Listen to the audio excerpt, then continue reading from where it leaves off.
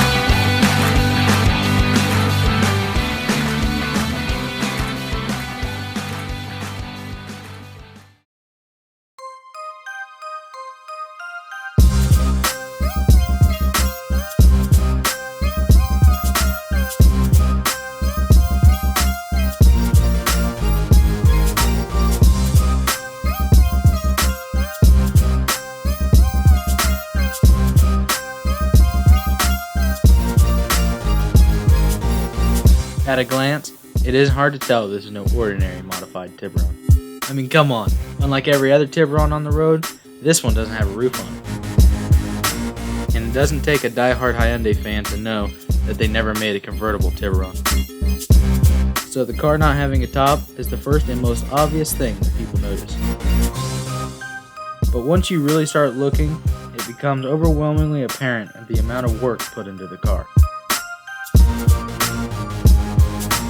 Don Pilkington, owner of Don's Hot Rods in Carlisle, Ohio, his two sons, Jason and Josh, and Don's talented team of fabricators started this build in 2004. Over 12,000 man-hours later, the Hyundai was transformed from a stock sport coupe into the awesome Speedster you see before you. But everyone knows that you can't just cut the roof off a car and call it a Speedster. It takes more than building a deck panel with a couple speed humps behind the seats to make a car a true Speedster. For it to be a real Speedster, it takes one very important thing. It takes speed. That being said, Don handed the car off to the crew at Warrior Racing in Tip City, Ohio. There, they fitted the factory 2.7 liter V6 with an Eaton supercharger, a Cryo CO2 intercooler, a Shark racing clutch, 2 150 shots of nitrous, and a standalone fuel management system. Not a bad way to spend $10,000. And after that rather tacky Fast and the Furious quote, let's talk about the next best thing about this car. The ride.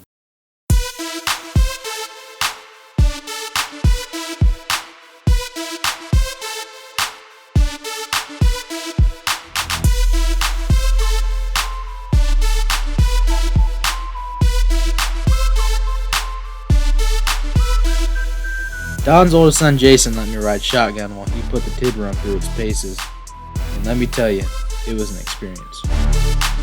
I felt like I was in a scene from one of the Fast and the Furious movies.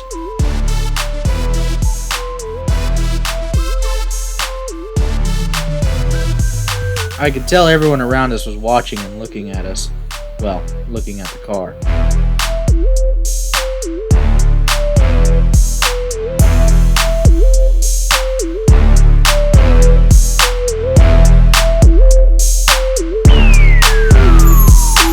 The car seemed to handle as if on rails, yet the ride wasn't harsh like I expected. The B&G coilovers and iBox sway bars really give the car a unique balance between performance and comfort, and yet allow the car to seem planted even at speed.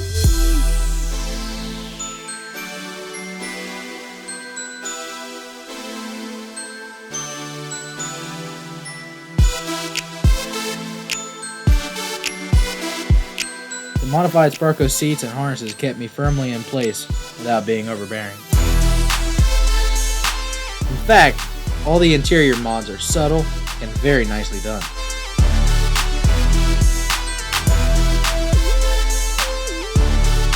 As this shoot was coming to an end, I began to think of the reason that Don told me he built this car. He said it was sparked by a conversation he had with John Deanna from HCI Magazine while he was at Siemens. Then, after some careful thought, Don decided it would be a perfect project for his shop, as well as a great way to get both of his sons involved with him on a build.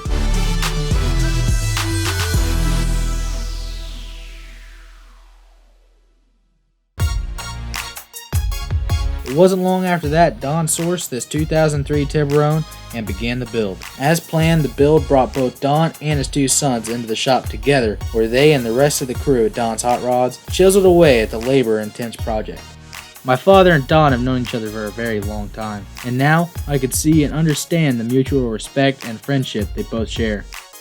My dad was a fabricator at Don's Hot Rods while the car was being built, and he had a part in the work that was done on it. He even penned the concept art for the car. I listened while Don, Jason, and my father talked about the memories from this build, and I could tell the closeness they all shared from this experience. Then suddenly it dawned on me. I was feeling these same feelings while listening to the three of them talk that I had while riding around in the Tiburon. These feelings weren't from just doing the shoot with my father, but from knowing that he was part of this build too. Maybe that's why it felt so much like being in a Fast and the Furious scene while riding around in the Tiburon. Maybe it wasn't excitement I was feeling, but instead a sense of closeness. Sense of family.